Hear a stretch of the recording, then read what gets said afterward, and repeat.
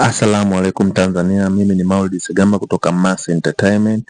Leo tunaenda kumaster Adobe Photoshop na njia rahisi ya kufanya kazi kama pro. Na bila kupoteza muda, tuanze. Kama unavyoona nishaifungua Adobe yangu. Ukifungua Adobe yako itaonekana kama hivyo. By the way, inatumia Adobe CC 2023. Kama unatumia Adobe Vision za nyuma na kushauri utumie Adobe Latest. At least uanzie 2019 na kuendelea. Adobe yangu hapo tupo sehemu ya homepage. Homepage zinapatikana sehemu nyingi. Hata kwenye simu yako kuna homepage. Mfano Instagram kuna homepage. Hii ndio homepage yetu ya Adobe inaonekana kama hivi. Lakini kabla tujaendelea, Adobe Photoshop ni nini? Adobe Photoshop ni programu ya kitaalamu ya kuhariri picha na kutengeneza grafiki. Kitu cha kwanza ambacho tunakujifunza ni workspace, sehemu yetu ya kufanyia kazi. Ukija hapa kwenye PS, ukikliki unaingia katika sehemu yetu ya kufanyia kazi ambayo ni workspace.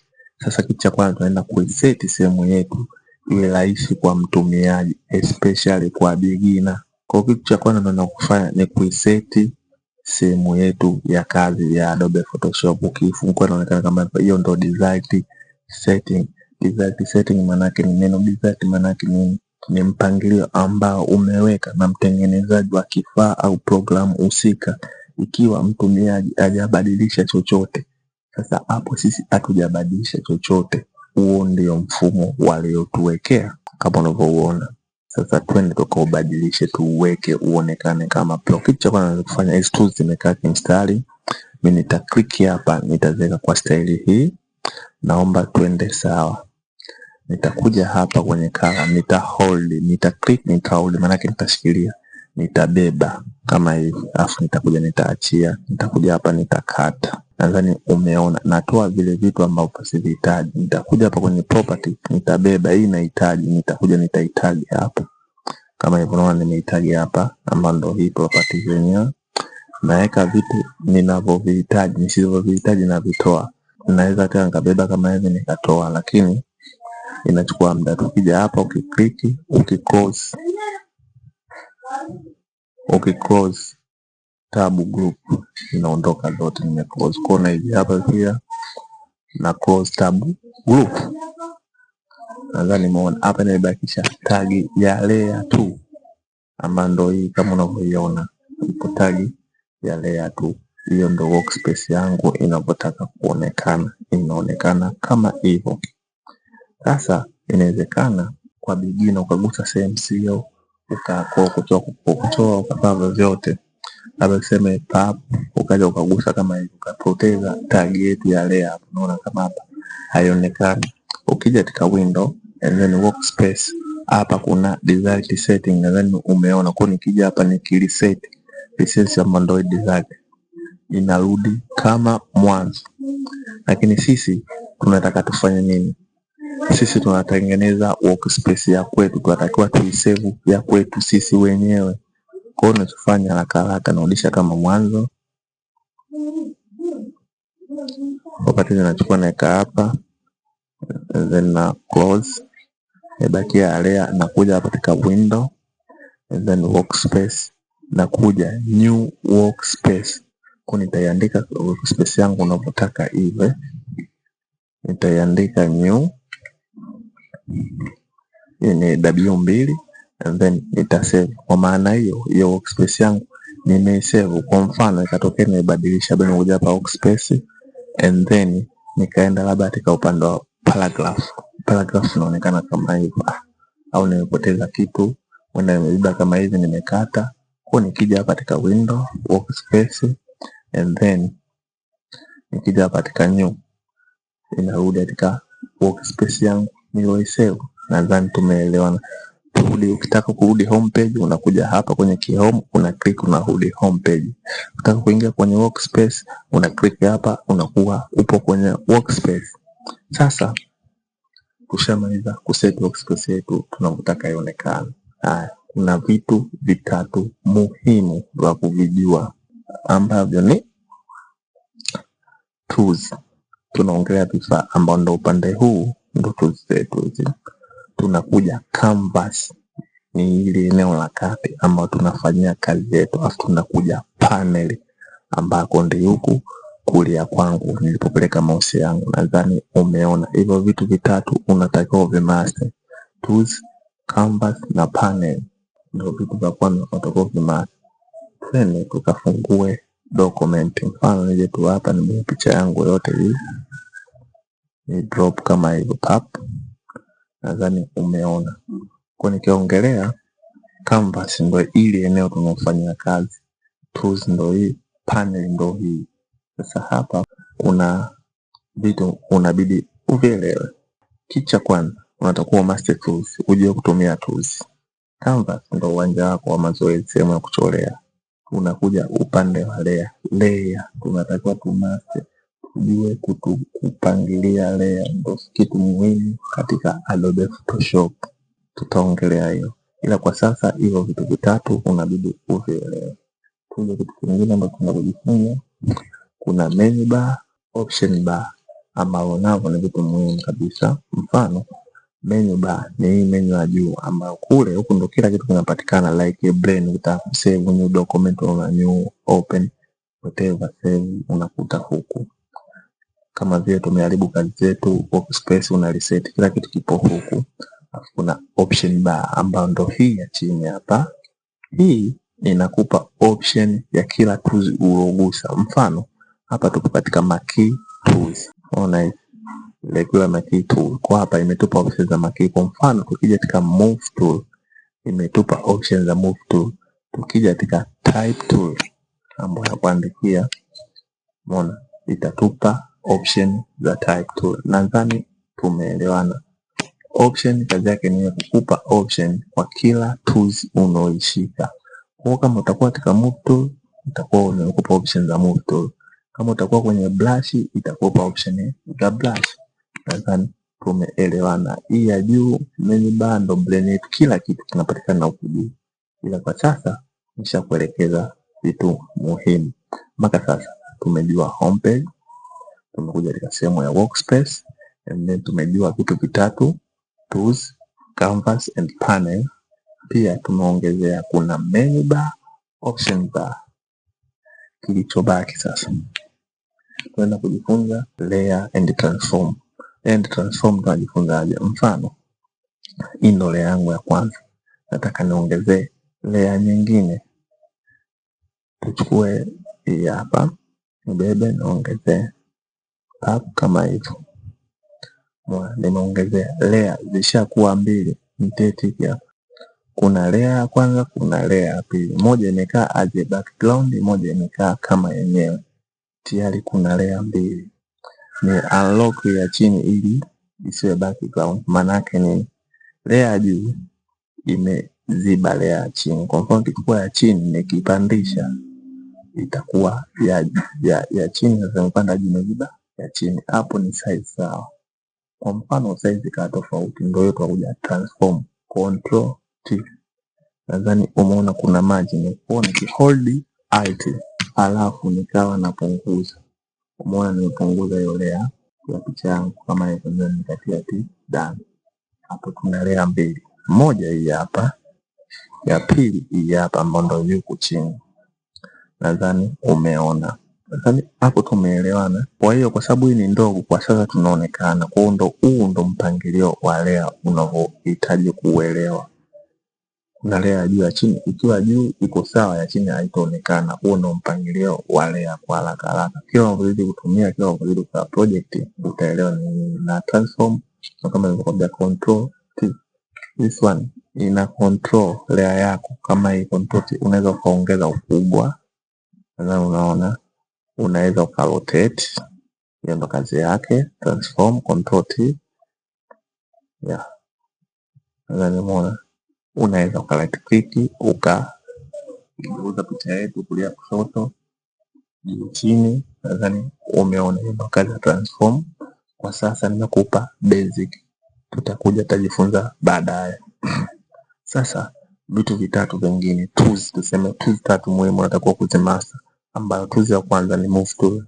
Move tool kama unavyoona ukiweka hapa na kuonyesha sample, kazi yake kumove layer. from one place to another. Ndio kazi yake, kazi yake kumove layer kutoka sehemu moja kwenda sehemu nyingine.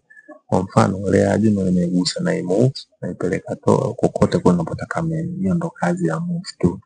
Nikiachia basi manake una hold, una drag, uta drag mpaka pale utapowezekana, then una release mouse yako, unaiachia pap kama hivyo. Hiyo ndo kazi yake. Katika move tool kuna option hapa juu. Option ya kwanza ni hii ambayo hii ni auto select, manake hapa ipo auto select, manake nikigusa ile ya chini umeona automatic nimeselect ile ya chini, nikija nikigusa ile ya juu automatic nimegusa ile ya juu. Pia kuna option hapa ukiclick inakuonesha ulicho select, umeona ina option ya kuonesha hiyo select. Kwa hiyo ni mwangishika hiyo tena inaonyesha option kitu chote kiselect, ukubwa wake unaishia wapi. Nadhani umeona, lakini kama unataka kuupload auto select hatutumii kwa sasa, ina matatizo yake.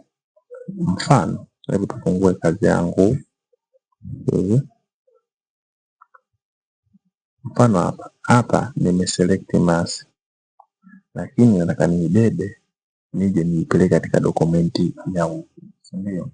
Hapa ile selectiwa ni logo. Kwa mfano nikashika hii, umeona nimebeba picha kwa sababu nimeweka auto select, nguvu yako nibeba na acha picha ambazo mstaki delete.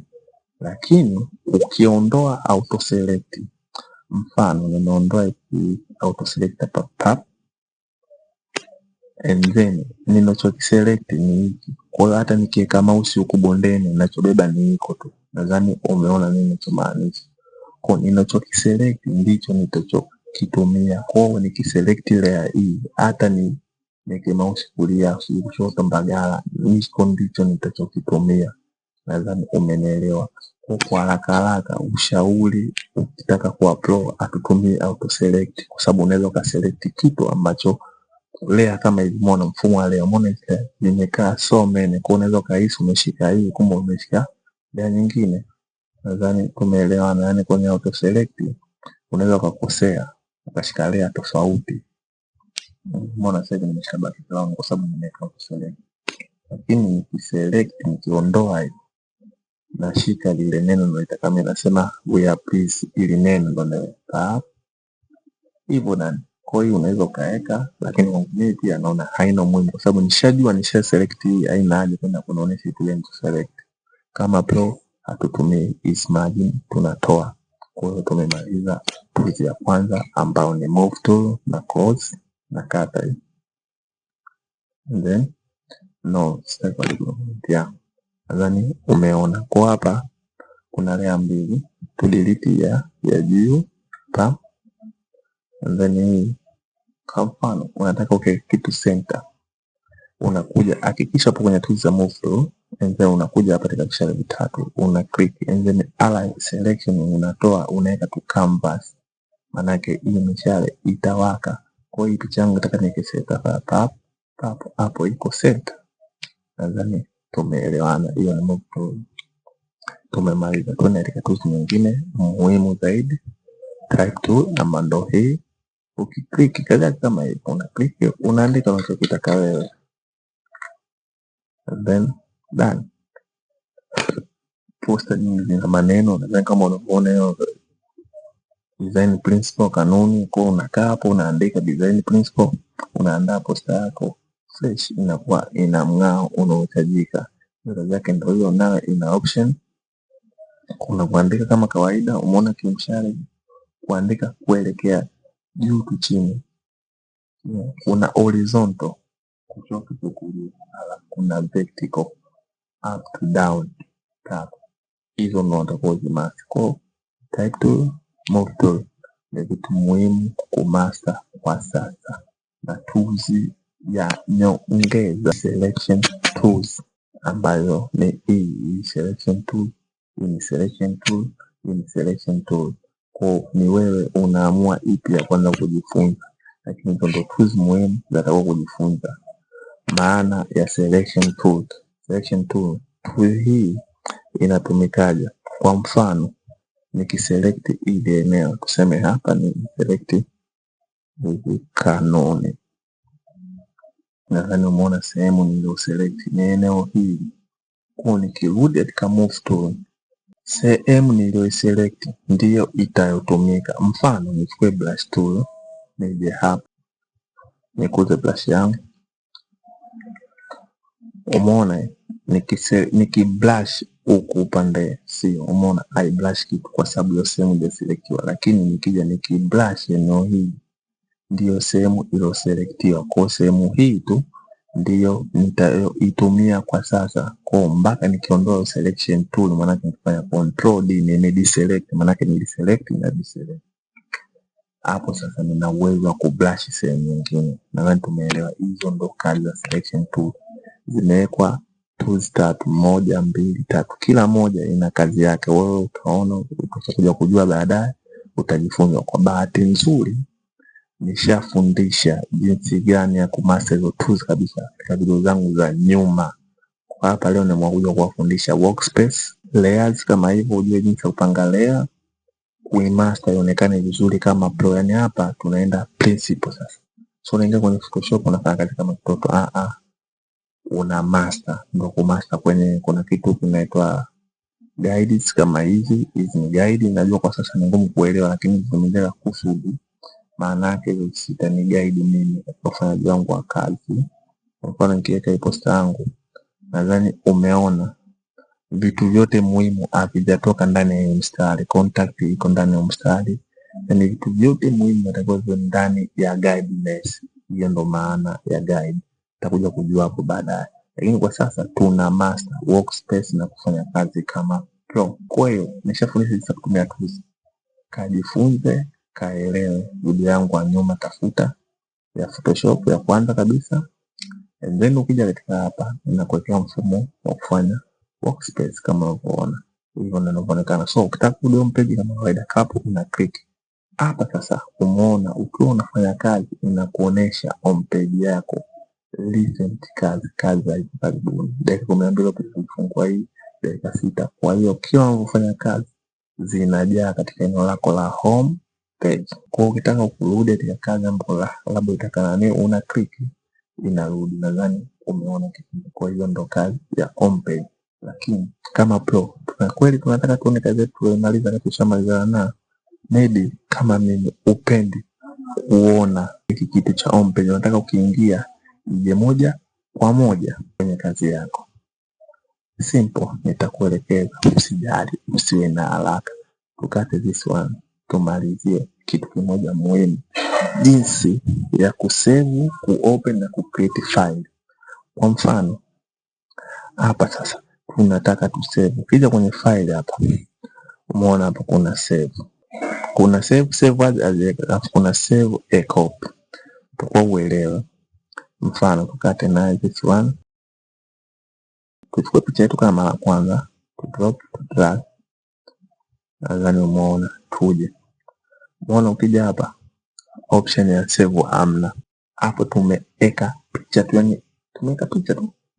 Kuna option ya save as. Tukiingia katika save as sasa hapa, umeona kuna options za kusave. Kuna hii option ya picha, kuna PSD ambayo Photoshop document ndio kirefu chake, kuna JPG, kuna PDF. So mimi kutokana na kazi yako wewe ndio unavyo save. Zimekuja option kibao kwa sababu hapa kuna picha tu. Sasa tu cancel, tuongeze layer, tuchukue gap, tuongeze hapa layer yetu. Hili ni rectangle by the way, ni umbo tu nimeongeza hapo.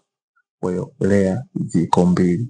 Nikija katika file la save, muona save imeonekana. Maana yake sasa Photoshop kuanzia CC 2021 kama sikosei, ina option hiyo save as copy. Kwa hiyo ikiwa document haina layer yoyote, layer ikiwa hamna option ya save as, sasa tuje hapa, tuje katika save sasa.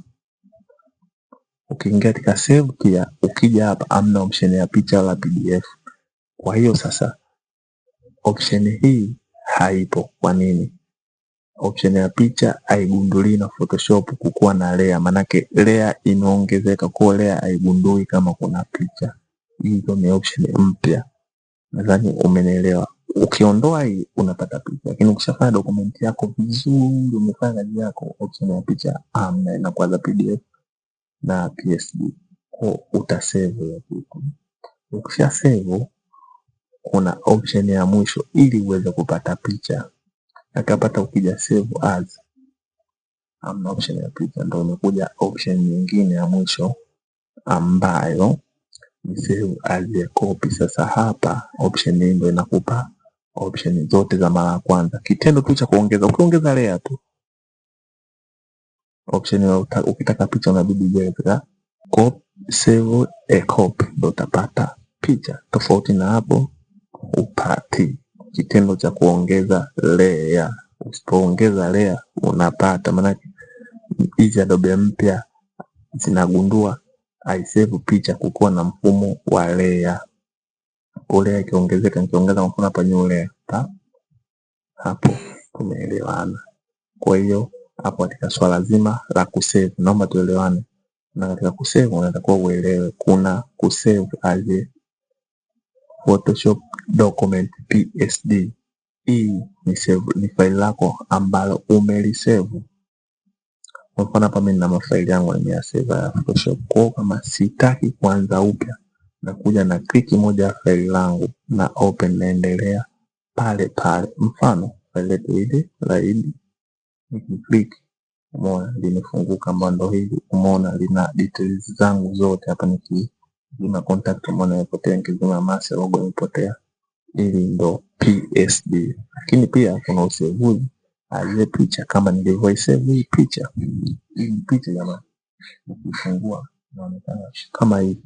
Nadhani tumemalizana katika swala la kusave. Twende katika create. Tunakuja hapa kwenye new. By the way, kama unavyoona ukigusa hapa kuna shortcut zake. Unaona hapa control N new, control na open.